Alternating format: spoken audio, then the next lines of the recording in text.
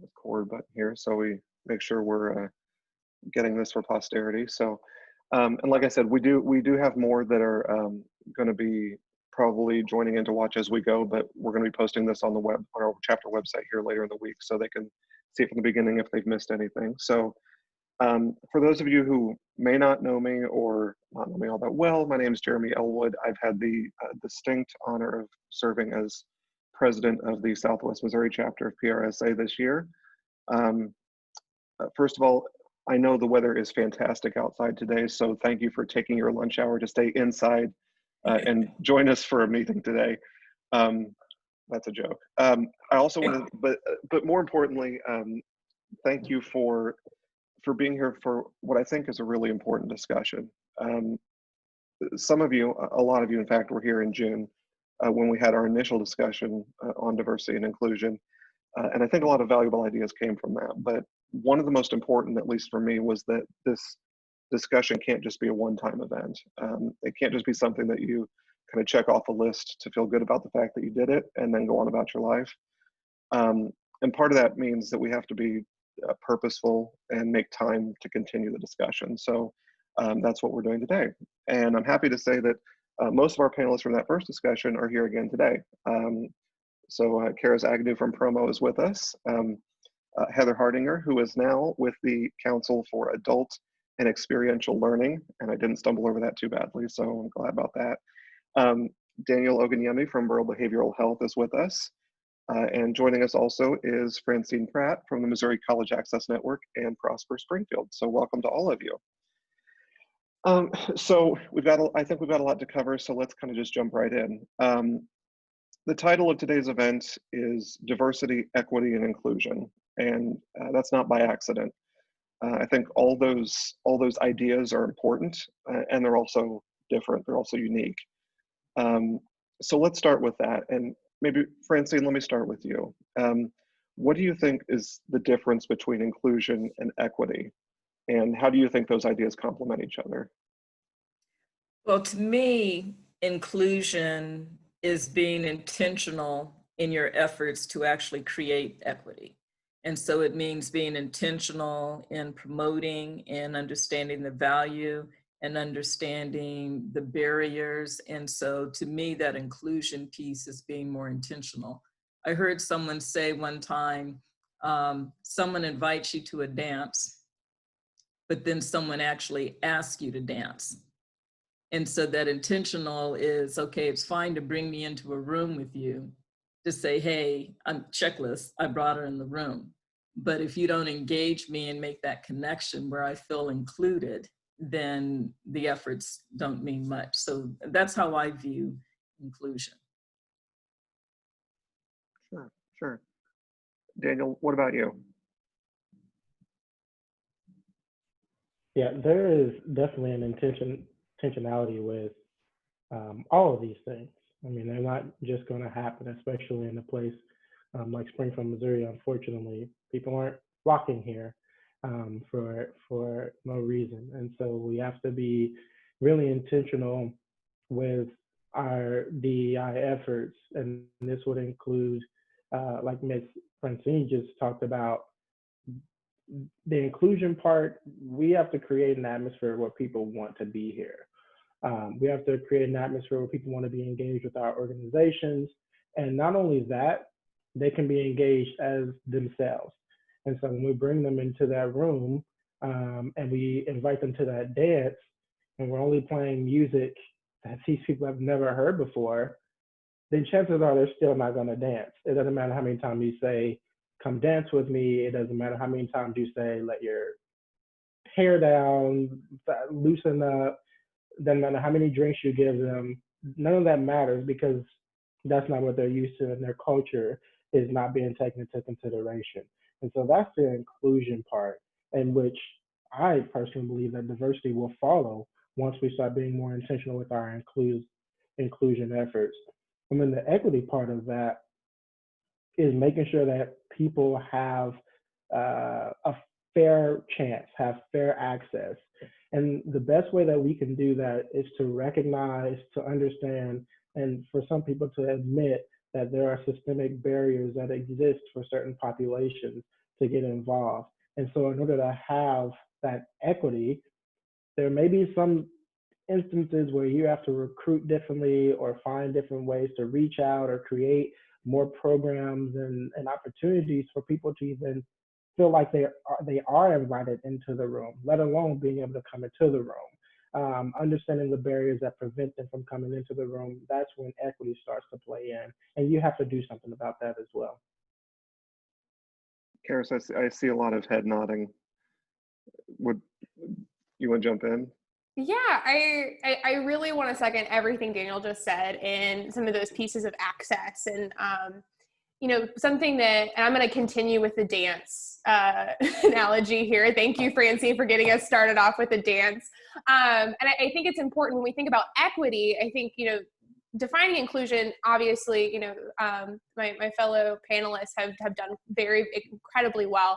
And I want to second the piece of equity of making sure, you know, who did we invite to the dance who didn't show up? And is there a barrier to why they didn't show up? Did they need a ride to get there? You know, or, you know, we could actually talk about in some implications in all of our work of, you know, why is someone not at the dance, even if we invited them? What barriers are there that we need to address in equity of being able to provide something additional, so then that way they get to be part of the room and they get to be part of the dance and get to engage with us. That is really what I think of when I think of equity. I think equity in our work, in the way that we see it, equity comes first. So then we can break down the barriers, so then we can really get into including everyone in the decision making, in the co-creation of the work that we do, in the community that we are. And then we'll see, obviously, you know, diversity really come out of that, just like my fellow panelists said. Yeah. And Heather, there's been, you know, mention of the fact that, you know, unfortunately, you know, in the geographic area where we live, you know, there has to be some intentional effort made to, you know, to in that diversity area, because it hasn't naturally happened, you know, in a lot of ways. And I know that's kind of in your wheelhouse. I mean, you know, in terms of encouraging people to see our region as a place that they want to come to. So how does the equity and inclusion conversation, how do those kind of play off each other for you? Yeah, absolutely. So I think it's really important to kind of look at your organization, or, you know, whatever group you're a part of, to identify who's missing, kind of capitalizing on what Karis was saying. Who's not at the table that should be at the table? Is our group truly representative of the community? Who might we be able to bring into the leadership fold of our organization that can bring a different perspective to the work? I think a lot of people kind of get hung up on that first step, though, of identifying the folks who aren't at the table, especially if you're not used to having a very inclusive group of leaders within your organization. I think that can be a challenge. And one of the reasons why the Mayor's Commission on Human Rights commissioned its inclusion survey was to ask those very questions, like, who is in our community that feels like they're not seen and feels like they're not adequately represented? What are those experiences that they're going through, and how can we help them feel more a part of the community, help them feel seen, help identify some of these barriers that we may not be aware of? I think we've got more blind spots than we think we do when it comes to fostering true inclusion and doing that with an equity lens. So, you know, I think it's really important that we consider ways that we can meet people where they are. A lot of times we expect people to come to us. We're like, well, we're well known in the community. People know who we are. They know the work we do. I don't know why we don't have diverse applicants, but they should be coming to us, when we need to be communicating to them in a language that they understand, why it's important that we need their voice. So using the dance analogy, you know, I think sometimes we assume that, you know, just because somebody's from perhaps a minority group or a marginalized group, that they've never been to a dance before. but maybe the dances that they've been a part of were different. So you may be inviting them to like some sort of a two-step, you know, type of dance when they're used to salsa or they're used to something else. And so I think that making sure that you're doing what you can to kind of help them feel comfortable when they're at the dance. Because I don't know if you guys have ever been to a dance where you're like, this is not my scene. These are not my people. This is not my music. I'm going to stay for a very short period of time and then I'm out and I'm not coming back. And sometimes that happens when you're, you know, more focused on that inclusion element and checking something off a box and saying, well, we invited them here, and so it's up to them to decide if they want to continue participating, continue engaging. Like that equity piece is asking what they might need to feel more comfortable within your organization. Maybe they need a little bit more background on your work and how that's applicable using their lens. Like these are all things that take additional time, and they take some deliberative action. And instead of just checking something off a list to say, we are an inclusive organization because we invited X number of these people to the dance and this many people showed up. You know, how are you measuring success in your inclusion efforts? I think is something important to consider. And so you know, to kind of follow up on that, you know, we talked when we had our first panel discussion about kind of starting these conversations and starting these efforts. You know, how you go about you know, if you're in an organization or if you're in a community that needs to kind of initiate that and get the ball rolling there. So what I want to ask is, how do you work to keep those conversations going? Or if you can tell that maybe a conversation has started and you want to keep momentum going and keep moving towards positive, productive outcomes, how can we work to help facilitate that? Heather, I'll let you kind of jump in on that. So again, I'm going to go back to the inclusion survey because I think it's very important that we ask people what they think, what are their ideas. You know, sometimes I think when we start to have these conversations or we want to continue them, we're looking at them through our own lens, thinking like, what do I want to learn? Like, what do I want to experience? What can help me and people like me, you know, kind of navigate through this landscape easier. But I think that there are some topics that, you know, folks from these different groups can kind of shed some light on. So they could say, you know, I think it would be great if, you know, we maybe covered some Native issues, like, you know, folks from, you know, different cultural backgrounds that don't often get represented in the community. Not every culture that exists has a holiday attached to it, and not every culture is celebrated in the same way. So, you know, how we're communicating about our efforts, I think, is important. I think that in Springfield, there are some groups that are doing really great things, but those stories aren't really shared. And so people in the community don't know about them. And likewise, new folks coming into the community don't know about these cool things that are going on.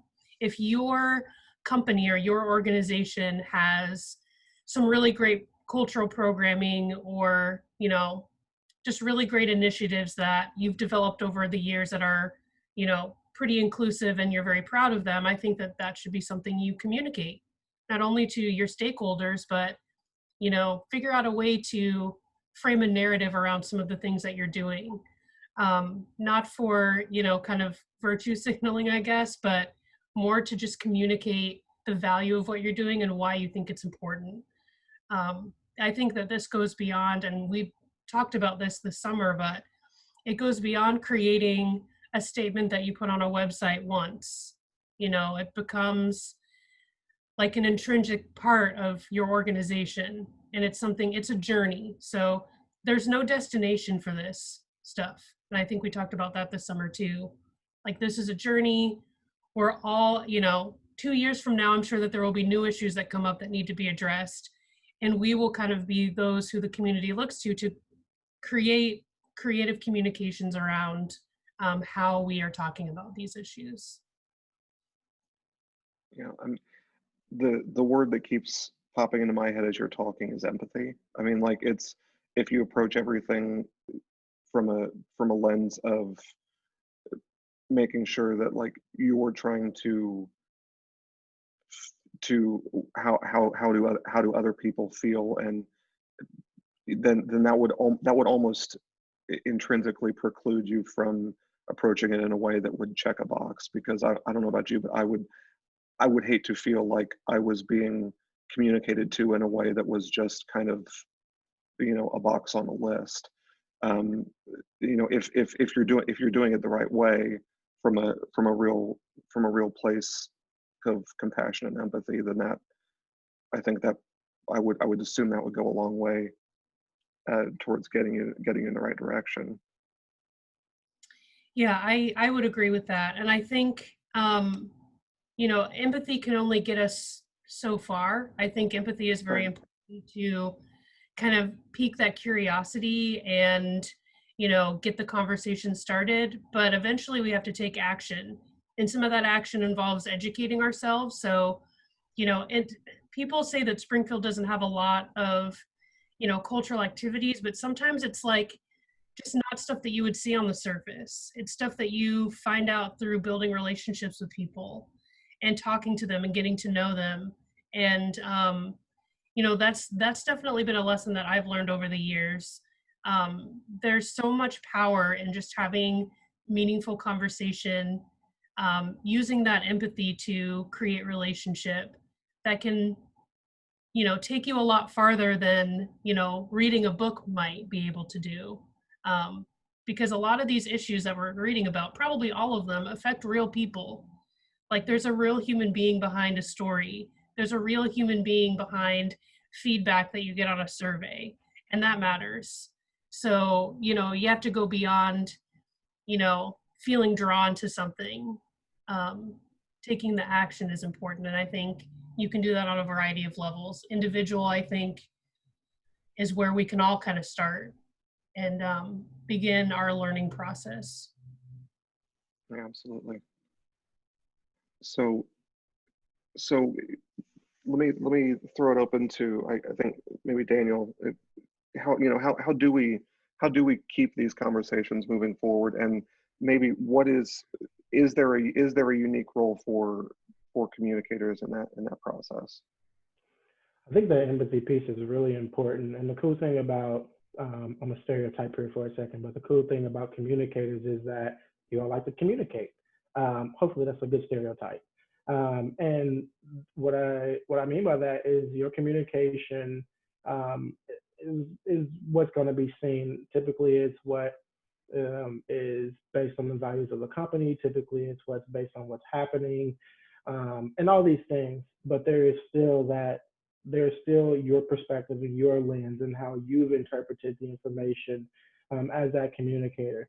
And so one of my favorite things about things like empathy and relationship building is you are trying to understand things from another person's perspective. And truly, if we're talking about true empathy, that means you are placing yourself in the place of the person that you're communicating with and talking to. And so if I tell you about an experience that I had, then your job or anyone's job is to believe my experience until you have any other reason otherwise to not believe it. But your job is to believe my experience. And so if I tell you my experience and many of my peers' experiences that are on that are a part of an underrepresented group, that we are asked to be a part of a committee or an organization, we walk into a room and we look around that room, and the first question that goes to our head is, why are we here? And then a close answer that follows is, we must be here for the sake of diversity. Whether that is an intention of the group or not, that's our perspective. And so when we express that perspective, the first thing that people want to do is get defensive and say, no, you're here because of X, Y, Z, which is fine. But the very fact that that thought even runs through someone's head really influences their perspective. And this happens time and time again. If there's a bad experience in a restaurant, if there's a bad experience at a car dealership, if there's a bad experience anywhere, that's one of the first things that run through your head when you're in an underrepresented group. And so a cool thing about communicators is that you all, typically speaking, love grabbing stories, love having the different perspectives. And I think communicators are in a unique position to try to understand those stories, and not just understand them, but sometimes push the envelope a little bit and say, hey, we're telling this story, and I understand that, I have a friend Heather, and I have a friend Karis, and I have a friend Francine, and they've told me it's something that's a little bit from a different perspective. Have we ever considered this? Who's in the room when we're curating these stories and when we are developing what we're going to push out to the community and our other circles? And how can the perspectives that you all grab as the communication professionals, how can those perspectives influence others to see a different side of the story? And I don't think that happens, no fault to anybody on here, I'm not saying that, but just as a whole, I don't think that happens where people are allowed to have a microphone and are allowed to tell their side of the story. And I think that is a very, very good place for communicators to insert themselves and make sure that these stories are being told differently. And sometimes that means inviting different people to the table to even write the stories or to be interviewed. Absolutely. Just the sheer fact that we, even for part of the time, just kind of have control of the means of communication just can help with that process. Sure. Sorry, can I say one more thing? Yeah, absolutely. Obviously, to your point, communication has been really, really important this year. If nothing else, has been really, really important this year. But to go back to kind of the first part of your question that you asked earlier, how can we keep this momentum? I'm hopeful, very, very hopeful, that this goes, everything that's going on this year and all the inequities and all the things that have been shown and all the conversations, all the panels, all the people being hired to do diversity and inclusion work, I'm hopeful that it outlives the momentum of our society. And what I mean by that is it was and in some ways still is real easy for us to talk about these things because of things like George Floyd or because of the health inequities that COVID-19 has shown us. But next year, we may not have this. And is this still going to be at the forefront of everyone's mind? Is it still going to be something that people are interested in pursuing because not only is it the right thing to do, clearly there are business benefits to it, but is this going to be something that people are still interested in pursuing beyond the national momentum? And that's something I think is yet to be determined, what resources and what commitment is going to be made to the work right now so we can prevent more things like what's happened this year from happening in the future. Yeah, absolutely, and that's kind of what I'm hoping the discussion here is about, and that's probably the $1 million question. Really, is is trying to determine what we can do, what we can put in place now while the momentum is here, to ensure that these things have kind of a forward momentum and a life of their own, so that hopefully when these kind of acute issues are not grabbing the headlines on television all the time like they are, that these discussions and these priorities are still moving forward, that they still have life, that they still have momentum. So kind of that's I guess what I'm hopefully trying to get at. And I see Francine's waving.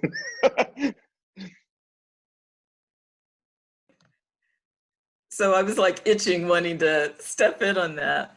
A couple of things. First, I agree with everything that's been said on the panel. One of the things in having that conversation and being intentional and making sure that it's not just a checklist approach. And I want to touch on something that Daniel said of really listening and understanding someone's story. Because when you have a population that is larger than some of the other populations, we call them subgroup populations, they tend to see things through their lens. And so I'm just thinking of the recent tough talks that we had, and I'm going to give you how we can keep this momentum going. I have places where everyone can plug in if they want. But when I shared my story, someone in the panel immediately said, well, that happened to me because I'm a woman. And so when we share our story and it gets dismissed, that makes us not want to come to the dance again next time you invite me. And that makes me, so I use that as understanding you have to be willing to stay there and be intentional with that lived experience, no matter how painful it is, and not personalize it as if it's something that you did just because you're in that subgroup population. And so I wanted to share that. I agree with Daniel and what you said, Jeremy, about, okay, so this is the buzzword right now. What do we do going forward? Well, there's several things as communicators that you can do going forward. Number one, being intentional, and being not only intentional, but being able to deliver what's being done and how it's being done and where you can get plugged in. So Heather talked about the work from the Mayor's Commission for Human Rights. Read the report, read the recommendations in the report. You have a Have Faith group out there that is coming up with recommendations. You have the City Council that is getting ready to have listening sessions across the community so they can hear from their constituents. We have the Tough Talk series. The third one of the E-Racism series will be this Thursday with the focus on business and students and how that intersection happens, and you'll hear being engaged in that. The Tough Talks are going to continue ideally for the next 2 or 3 years, where we will hear from all of these different avenues. We'll hear what are the recommendations. Everything that Heather's talking about, we've got a place for that to go now.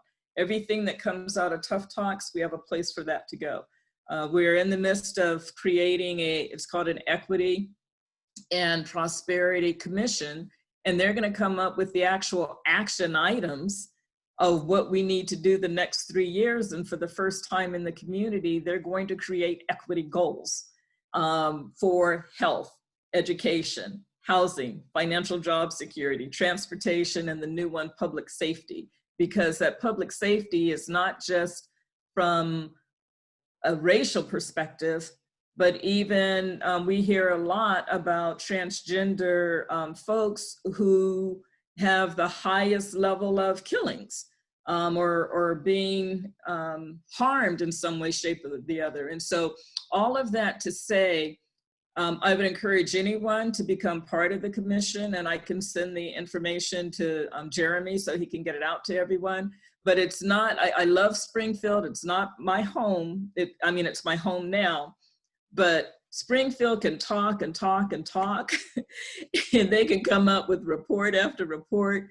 But until they have who's going to do what by when with measurable outcomes, we're not going to get anywhere. And when you look at, I go back to Heather's report, I was able to hear the presentation on that. If we just took half of their recommendations and intersected them through those 6 areas, what we can do.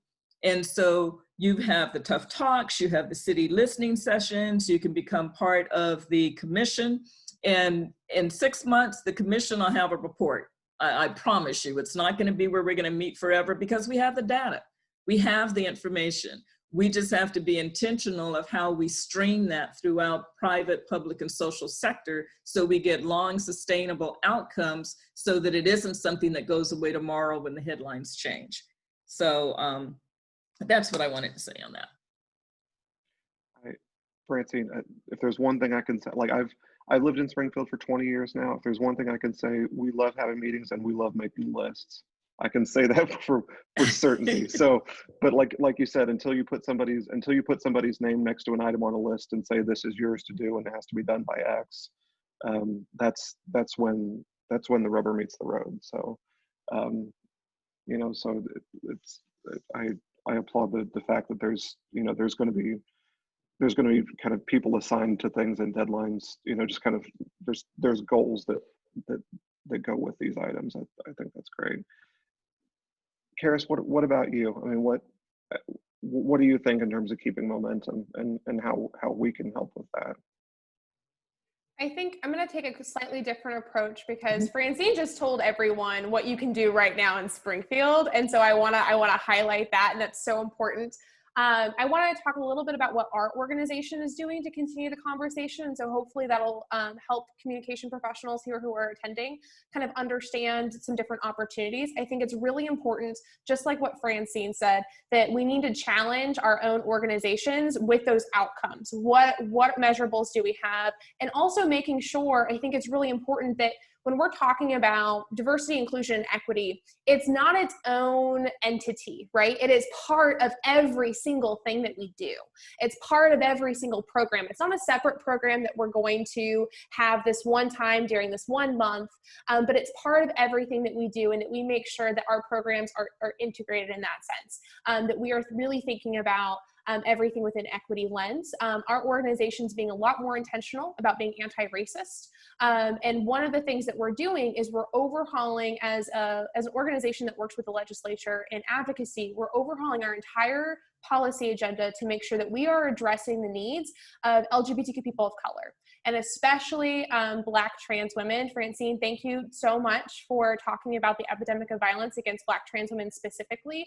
We have lost 3 Black trans women to homicide just in the past few months here in Missouri alone. It is really an epidemic of violence. And so as an organization, for us to continue the conversation and continue the work, and make sure that we're not just pulling back the curtain and letting the curtain close, but that we're really tying those curtains back, and we're really making sure we dig into the work, that we are providing what we need to do in order to make sure that we live in an equitable world, that we're overhauling our policy agenda. We're overhauling all of our policies as an organization.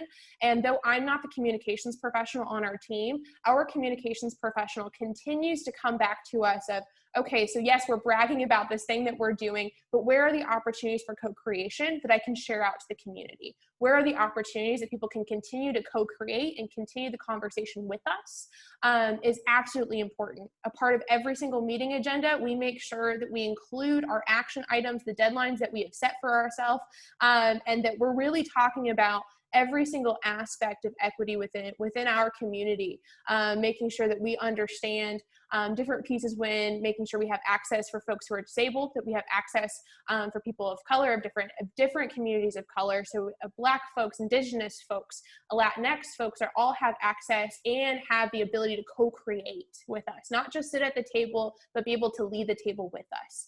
And in programming, and as we continue to move forward, and it's not a separate silo, that's what we as an organization are doing, all the way from, our organizational policies that are way at the top, all the way down to our programs that we are implementing.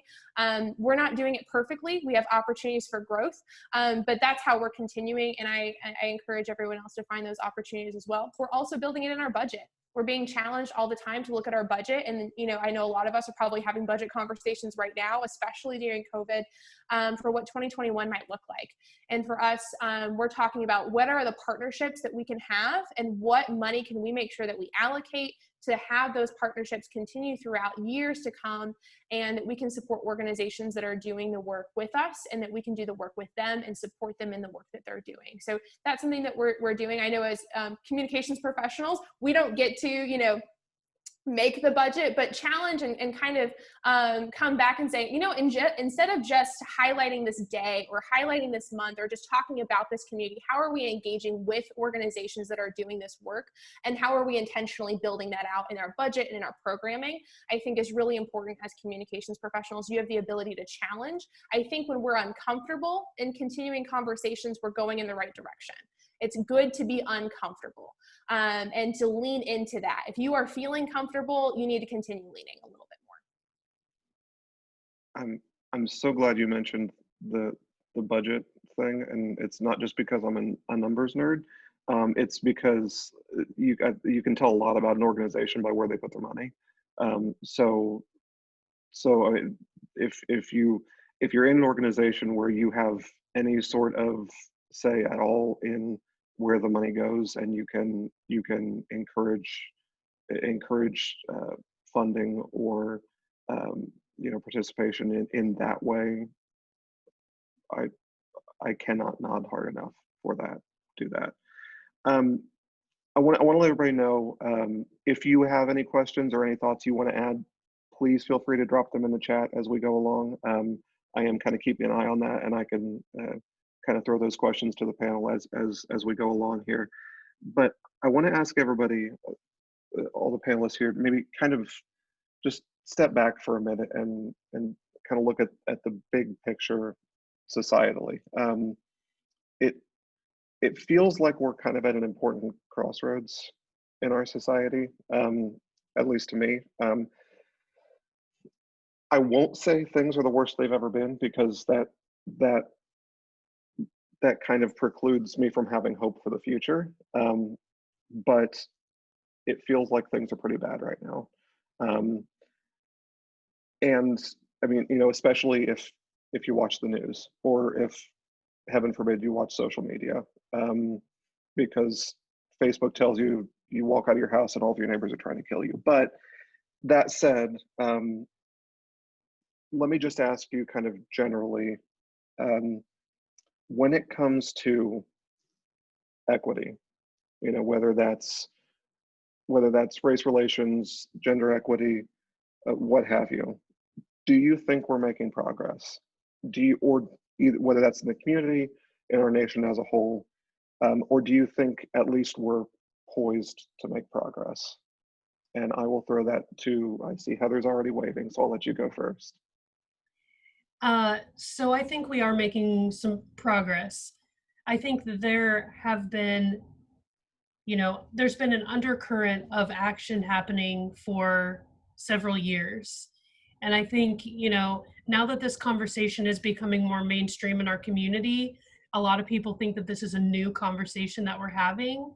And it's really building on a foundation that has been set, over the years. However, I think, I'm in a lot of conversations where people are like, yes, we're making progress, clap, clap, clap. This is great, good. But it's not time to rest. And I think that that's very important to remind each other. There's a lot of conversations and stories that we're seeing in the media. I think as communication professionals, we all know that what the media puts out there is not always the full story of what's happening. Karis was mentioning, instances of trans women being murdered just in our community, but this is happening all over the country and all over the world, and it happens every single day. And so you may see a snippet of a piece of this story in a news piece or, on social media, but that's only a snapshot of what's actually happening.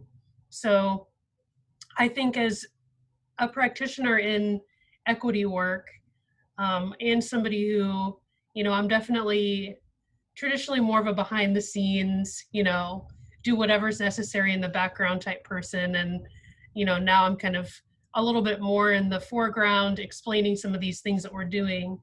But I think it's really important that we, appreciate the work that's been done to set the foundation through all of these different organizations in our community. I think we are making progress, but we also recognize the work that needs to be done and look at things with a critical lens, including our own work, to examine what we can do to continue building on the progress.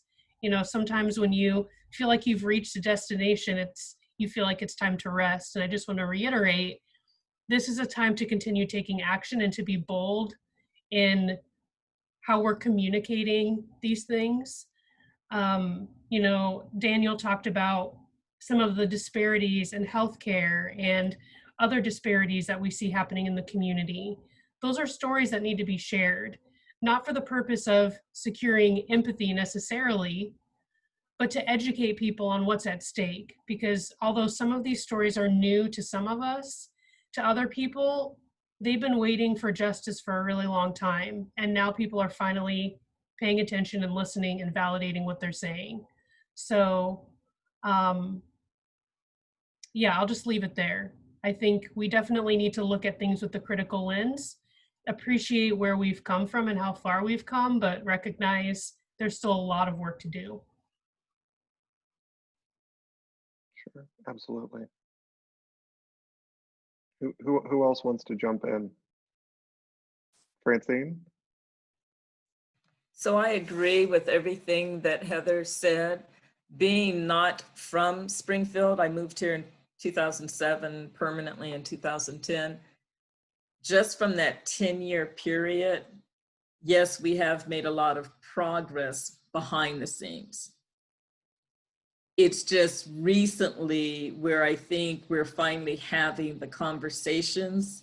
And so that's why I think that we're headed in the right directions, but a lot more folks are going to have to get a lot more uncomfortable to really make the difference. And it has to be done by the larger population. Because I can tell you, I think it was Daniel who talked about all of the different boards that you're asked to be a member of, or places you're asked to go. We do have differences of how we see that because we have two different sets of lens. I was raised based on class, and race was never discussed growing up. So when I step into a boardroom, I see I belong and I'm here to make a difference. I'm going to help take your organization forward. And so I love that Daniel shared that, because there's also this assumption that all people of color, and I'll just talk about the Black race, and I can't talk about everybody because I don't know everybody, but we've all had the same experiences and we have the same outlooks and we see things the same way, and we don't. And Jeremy, that's why I applaud you for the variety of folks that you have on the panel, because people need to hear the different perspectives. Otherwise they get into that stereotypical thinking that, oh, they all think the same way. But like Heather said, until you stop to have a conversation to develop a relationship, that's the only way that you're going to know, because the empathy, like she said, will only take you so far. I do think what we do have going for us collectively in Springfield, there's always this joke when I first got here about Springfield being about 10 years behind. Well, coming from the East Coast and the West Coast, I can see why people would say that. But when you talk to the leaders, it's also given Springfield a unique opportunity to see where other people have failed and where they don't have to go down that same path. It's also a big little city where you have key players, from your elected officials to CEOs, who will sit right down at the table with you and say, how are we going to fix this? You know, and so I think, yes, we do need to know what's going on in the nation, but I don't want Springfield to get so caught up in what's going on in the nation and they lose sight of what we can actually do here. And so I think that we can continue to make progress, but we've got to be able to build systems, and so that we're not operating as a silo. When I was hearing Kara speak about how they're looking at their internal policies, that whole inclusive excellence, you know, if people are incorporating that into their entities, I think of, from a business perspective, we do training with the police department. We do diversity and bias-based police training. Well, we always have someone from promo that sits on that panel. We always have someone from a different culture sit on that panel, so that we are being inclusive and we're connecting those dots so that our new police officers recognize we have to do this all together. We can't do this through silos. So I believe that we're starting to make baby steps because we're having the conversations publicly, but it needs to go full speed ahead. And I'm done. I couldn't agree more. I couldn't agree more. Daniel, go ahead. I was talking to a female friend this morning, and she said at her chiropractor's office that this gentleman took it upon himself to verbalize his opinions about a woman working, and not and how much better women are staying at home with their kids. And in the back of my head, I was like, of course, I was empathetic and I was there with her. In the back of my head, I was like, man, in 2020, it almost seems like a win that someone will verbalize their true opinions, because I think the progress that we've made is we've just learned, we have made progress, let me say that first. But I think in a larger sense, we've learned how to turn oppressive systems into more subtly oppressive systems.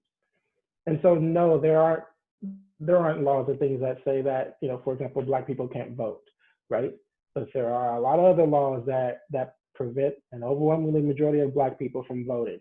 And there are a lot more things that are more hidden in our system that I think we have to learn how to expose, and we have to learn how to call it what it is, and we have to learn how to see it for what it is. And I've learned that from people like Heather Hardinger and the Wes Pratts of the world, that they're going to hold you accountable. They're going to hold you accountable. They're going to tell you like it is, and they're going to tell you what you need to do to fix it. And I've enjoyed growing that side of me and learning how to call those things out, because I believe that we can be politically distracted. A lot of things can take our attention off what's really going on. We can allow narratives to distract us, and I think we just need to not lose focus on what the long term could be. And if we're not careful, we will start going backwards really, really fast. And any of the progress that we have made it'll almost be for naught. Is what it'll seem like. So I think there has been some progress. I really do. In just my short lifetime, I have an immigrant father who came here from Nigeria, and so I grew up with that in my head, and now seeing like the implications of immigration and trying to understand that. I mean, long story short, I think there is progress, but I think there's so much more to do, and there's a long way that we have to go. And it doesn't have to be an overwhelming feat for us. We can start right now. We can start with talks like this and getting to know each other better. I mean, anybody who knows me knows I love grabbing coffee with people. I don't even really like coffee, but I love grabbing coffee with people and just hearing their story. And I don't really like sharing my story, but I'll share my story, and we'll be good to go. And then I think the last thing I'll say is we are still an overwhelmingly white, at least Springfield city, and really nation. And while the demographics are shifting, I think you still have to look at who is in power, who is in charge, who controls land, who controls the economy, who controls all these things. And this is where equity comes in again. Until we are able to make these resources more accessible and more equitable for people, and where they have a chance to be in these positions in Springfield, Missouri, then I think we're going to continue to see things through similar lenses, and we're going to have the same perspectives and the same conversations time and time again. And I like action, so I'm ready for some action. And I'm really glad I'm in an organization now that is putting their money where their mouth is, and putting the resources so people can have, in our part, not only with healthcare, but mental health, so people can have access and a good quality experience to mental health. And that's just the part that we play in that. Can I touch on something that Daniel said that is really, really important? When Daniel talks about the demographics of the city, and we all know the demographics, we're about 4.7% Black, about 4.6% Latinx, about 2.5% Asian, and then, which is about 2,500 people, and then it goes down to like 100 of this, 100 of that, and the majority is Euro-American or white. My challenge for communicators and for this community is, what if it doesn't get any more diverse? So if you look at it through that lens, are you doing it just because you want the diversity to increase, or is it the right thing to do to recognize people as humans and treat them as humans? And so that's one of the things that I always, not everyone's going to want to come to Springfield. And I always tell them when they're doing recruitment, yes, do your best effort. Yes, try and get people, but not everyone's going to want to come. And so what are you going to do to make it welcoming for those of us who are already here? You know, what are you going to do so that, and granted, you can't control everybody. You have those special people. You always have those special people that are just going to stay the way that they are. But when that majority of people, be it any race, that steps up and says, we love Springfield, and if you're going to live here, here's what we're going to hold you to. Because that's if you can conquer that, whether someone comes here or not, that's what makes the place more livable to work, play, and whatever else you want to do in life. Yeah, I definitely agree with that, Francine. And it got me thinking, you know how annoying it is when you shop online and you try to apply the coupon, but it says you can only use it if you're a first-time customer. And there are coupons for people who are loyal to the brand or whatever. And I think that that's something I also find annoying about the situation you just described. We need to be working to make Springfield a great place for people who already live here. You know, people say, oh, Springfield doesn't have a lot of diversity, all those things. Well, there are people of color who live in this community. You know, I talked to one employer one time who was saying, you know, I'd love to hire more African Americans, but there just aren't any in Springfield. And I'm like, well, that's false. It's categorically false. You just aren't engaging in relationships that would lead you to these folks that you want to hire. There are so many people in Springfield that have a wide array of skills. You just don't know them. And so, yeah, maybe we should be offering, you know, coupons and cool stuff to the people who have lived here for like 15 years and like still choose to live here year after year. You know what I'm saying? You know, and I think, of course, I come from an economic development background, and sometimes I'm critical even of the own work that we do, but I think it's important that as we continue communicating about our community, you know, all of these different aspects, that we don't work to just confirm our own biases and what we already know, that we challenge our thinking to say, you know, how is this true? Like, how is Springfield the best place to live for young professionals? What makes that true and universal and inclusive to a wide variety of people, not just, you know, young, white, middle class, or wealthy people. Looking at it from a different perspective and, you know, really practicing what you're preaching in your communications. It's easy to say something really flowery that captures someone's attention, but how do you keep them here? You keep them here by actually being the best community to live in, by offering amenities that locals who live here want to use. So yeah, that's all I have to say. We need more coupons for people who are loyal customers. End rant. A frequent Springfieldian discount. I like that. Yeah. Karis, you get the last word. Oh gosh, I second all of that. I agree. We have a retention problem. Like, we need to talk about retention before we talk about recruitment. Otherwise, you get a revolving door of people thinking that you're having an issue with recruitment.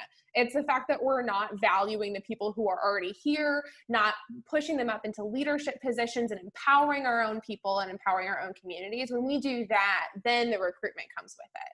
I think we really need to talk about retention, not recruitment, when we're thinking about, like, in business sense, right? When I think of progress, in overall progress, I mean, we really talk about it a lot at our organization. And I think of it kind of like the stock market. It goes up and it goes down, it goes up. But I think generally we're going in upward. I think our obligation as professionals and in communications is that we continue that seamless upward trajectory as much as we can, while also being able to recognize and honor the fact that there are going to be dips that are going to cause trauma.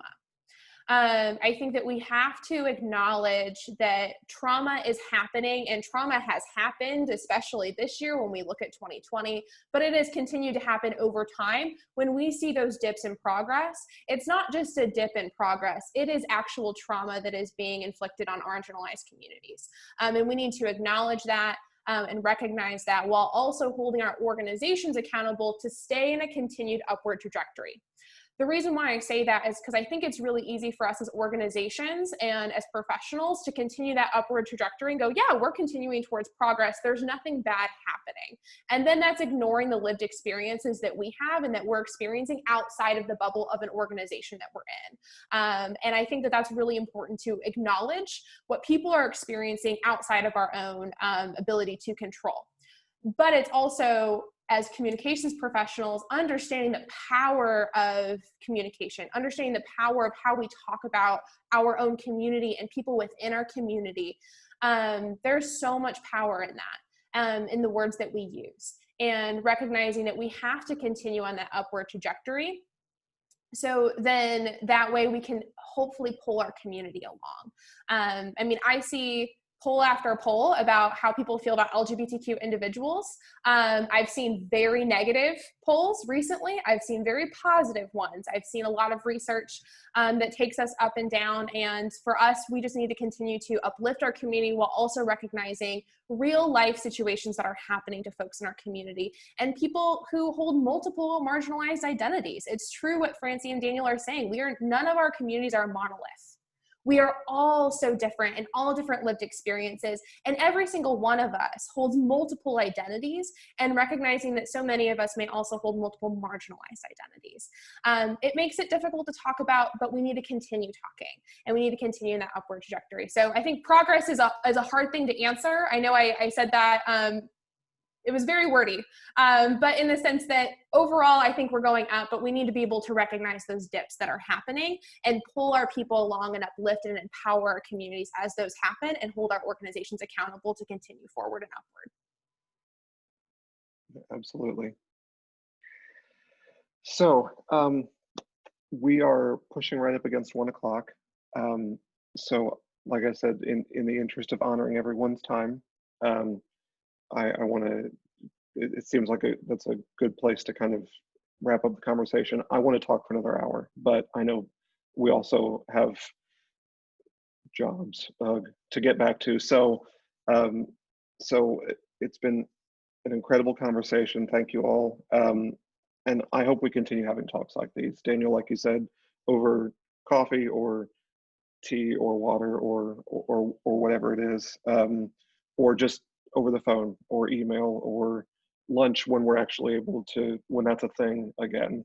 I want to do that. Let's do that. And everybody that's here today, thank you for joining in on this. We have 1 minute left, and I'm going to take host's privilege to get on my soapbox for 60 seconds. Next Tuesday, if you haven't already, make sure you vote.